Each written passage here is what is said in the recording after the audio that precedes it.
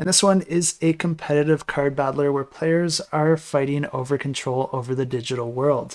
Something that's really interesting about this game is that it actually has absolutely no randomness. There's no random card draws, there's no card shuffling, and there's even no dice rolling. The way the game works is that each player is going to be creating a team of 5 heroes at the start of the game, with each of those heroes having 3 different program cards. Each of the heroes play a little bit different from each other, so creating different combinations is going to create a very different team and will change your strategy from game to game. Players aren't going to be mixing these heroes together. Instead, you're going to have them in separate stacks face up in front of you, but you can decide what order you want each of the cards to be in each of the individual stacks. This is important because when you go to perform actions on your turn, you can actually use any of the cards that are visible to you, but when you do use one of the cards, you're going to be performing its various effects, and then the card that you chose to play is going to be going to the bottom of the associated deck. Since you can use any of the cards that are visible to you, that means that you can use the next card in that stack, but you can never use the same card twice. So if you fully go through an entire stack,